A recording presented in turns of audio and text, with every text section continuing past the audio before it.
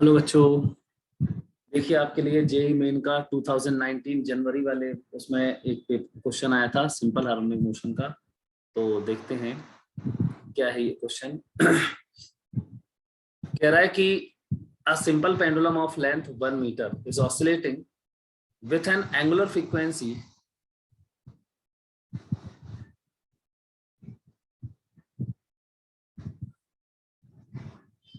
with an angular frequency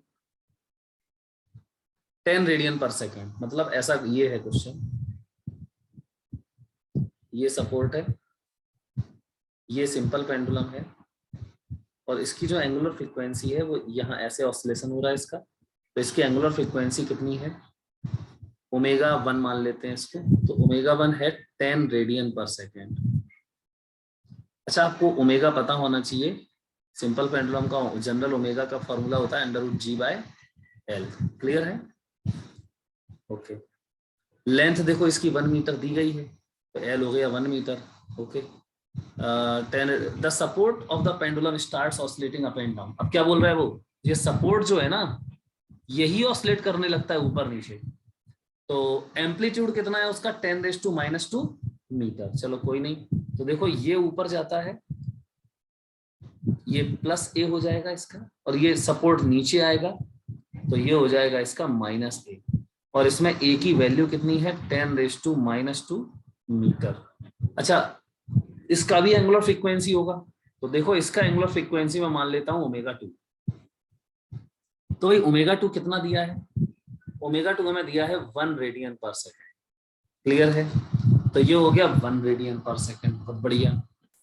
अच्छा, तो ये वाला जो ऑसिलेशन है इसका ओमेगा √G/L होता है, ठीक। और दिया कितना है? 10 रेडियन पर सेकेंड। और फिर जब ये सपोर्ट ऑसिलेट करने लगा ऊपर नीचे, जब ये सपोर्ट ऊपर नीचे ऑसिलेट करने लगा तो फिर इसका ओमेगा भी चेंज हो जाएगा। ऐसा क्यों हो जाएगा? देखते हैं।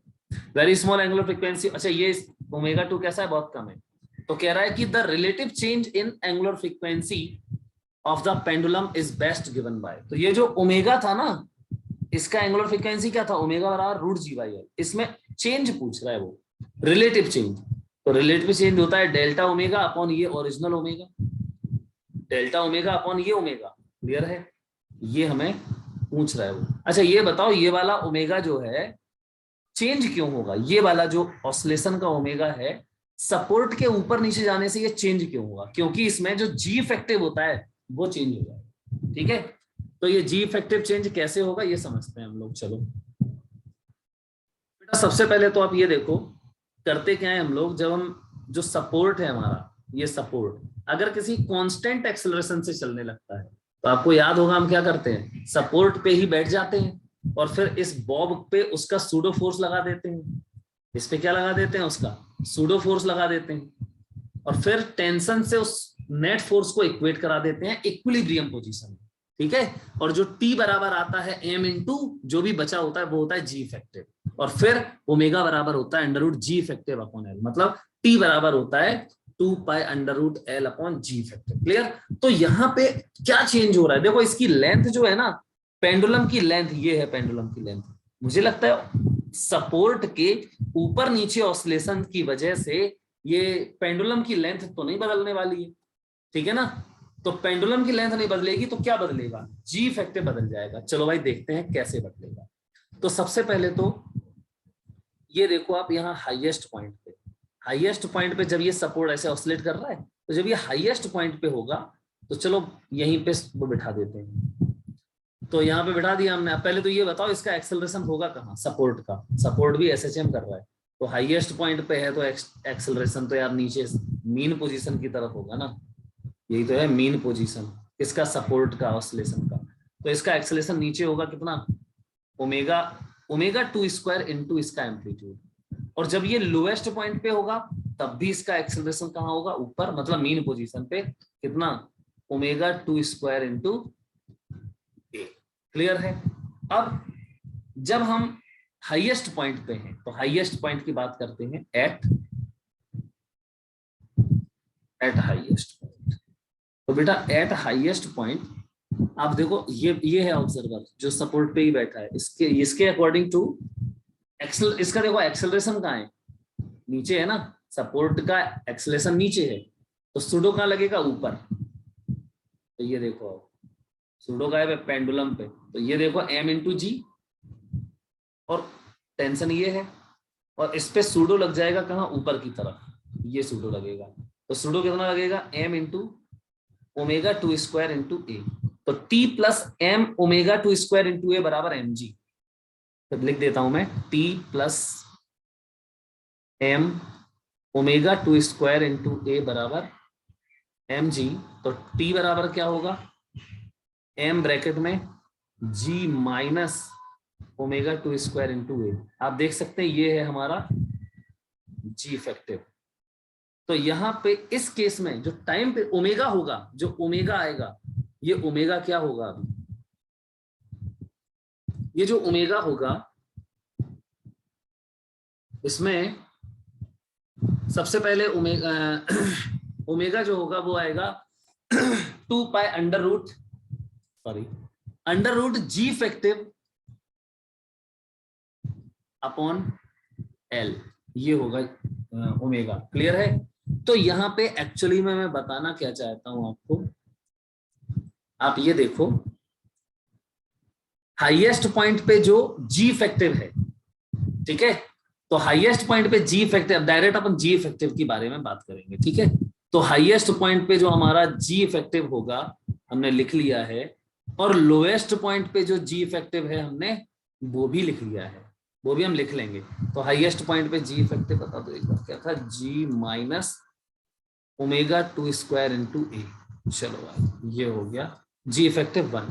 अब जरा लोएस्ट पॉइंट की बात करते हैं, जब सपोर्ट लोएस्ट पॉइंट पे होगा, ये सिस्टम होगा पूरा अपना, ये m इंटू जी। अच्छा जब लोएस्ट पॉइंट पे था तो इसका एक्सेलरेशन कहाँ था, ऊपर, m into sorry omega two square into A, ये एक्सेलरेशन था इसका। और हमें पढ़ना कहाँ से, यहाँ इसी पे बैठ के पढ़ लेते हैं। तो सूडो कहाँ लगेगा, नीचे। तो ये हो गया m omega two square into A, और ये हो गया टेंशन। तो टेंशन बराबर ये, समझ गए ना। तो इसको जब इक्वेट कराओगे तो जी इफेक्टिव क्या आएगा, अब मैं डायरेक्ट लिख रहा हूं, तो जी इफेक्टिव 2 आ जाएगा G plus omega two square into A. Clear है। तो एक्चुअली में अब समझो मेरी बात बहुत ध्यान से, ओमेगा क्या होता है, under root g by l होता है ना। तो ओमेगा अगर under root g by l होता है, ओमेगा होता है अंडर रूट जी बाई, अभी समझना बहुत बढ़िया चीज बता, under root g by L.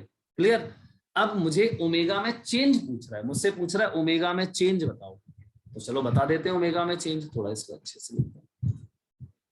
Omega होता है क्या, रूट जी बाई एल, और we want to find delta omega by omega, या मैंने क्या बोला था, d omega by omega. Clear, मुझे ये पता करना है। तो पहले तो ये बताओ ओमेगा किसका फंक्शन है, तो omega is a function of L, नहीं एल तो कांस्टेंट है, जो वेरिएबल है ना उसके अकॉर्डिंग टू बताना है मुझे। तो omega is a function of G, और जी यहाँ पे चेंज हो रहा है, देखो जी इफेक्टिव आ रहा है। Omega is a function of G, तो जी की वजह से क्या हो रहा है, ओमेगा चेंज हो रहा है। तो चलो अपन जी में देख लेते हैं कैसे चेंज हो रहा है ये पूरा।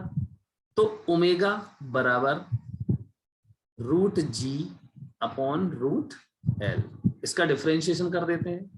तो ये देखो बेटा D omega upon D G, G के रिस्पेक्ट में कर देते हैं, बराबर 1 बाय रूट एल, ये तो कांस्टेंट रहने वाला है, रूट जी, इसको डिफरेंशिएट करो तो पावर 1/2, आप जानते हो ये तो 2 नीचे आ जाएगा, और ये 1 अपॉन रूट जी हो जाएगा। क्लियर।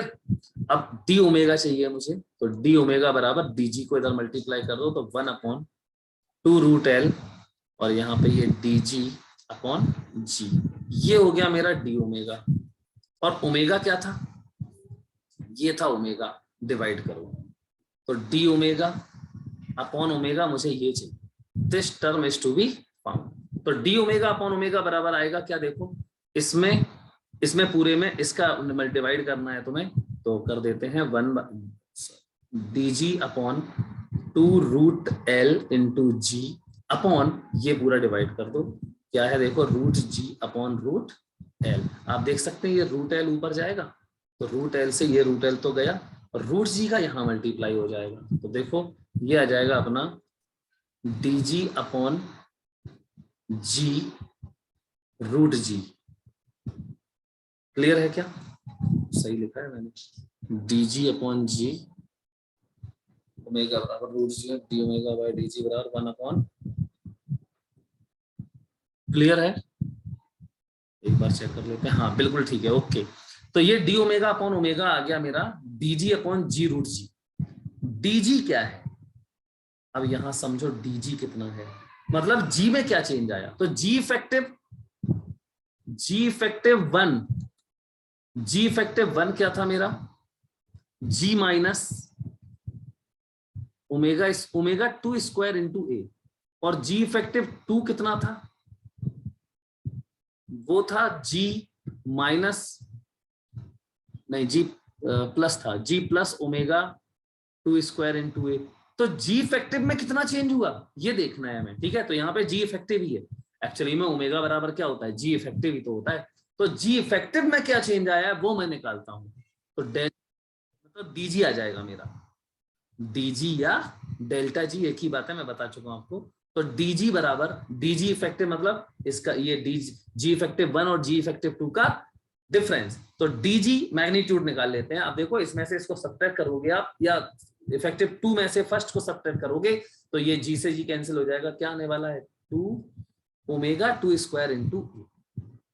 क्लियर है? और ये यहाँ पे डाल दो आप, तो मुझे डी ओमेगा अपॉन ओमेगा बराबर ये मिलने वाला है डीजी, वो ये हो जाएगा 2 ओमेगा 2 स्क्वायर। ध्यान रखना ओमेगा 2 स्क्वायर मतलब वो एस एच वो सपोर्ट का जो वो हो रहा है, ये ए, और ए जो है उसी का ए है, ए भी इसका ही ए लिया है मैंने, ये एस एच एम का, ठीक। तो ये ए अपॉन में बेटा ओमेगा, और ओमेगा क्या था अपना, क्या मैं कुछ रह गया क्या, डीजी की वैल्यू हो गई तुम्हारी ये हो गई, और अपॉन में जी रूट जी, यही है ना, ठीक है, ये रह गया है अपना। तो इसको सॉल्व कर दो आप पूरा। हाँ बेटा थोड़ा मुझसे कैलकुलेशन यहाँ पे मिस्टेक हो गई है।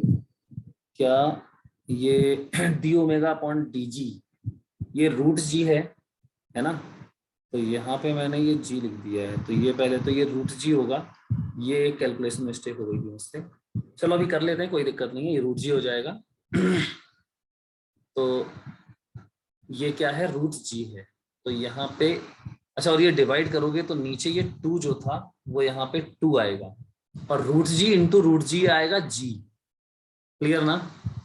तो ये सिर्फ यहाँ पे जी अकेला होगा, मतलब ये जी होगा। चलो ठीक है, तो ये 2 और यहाँ पे भी 2 आएगा, यहाँ पे जी आएगा, तो 2 से 2 ये गया। इसको सॉल्व करते हैं, ओमेगा 2 स्क्वायर, ओमेगा 2 की वैल्यू क्या थी, ओमेगा 2 कितना था इसका 10 रेस्ट, ओमेगा 2 था 1, ओमेगा 2 था 1,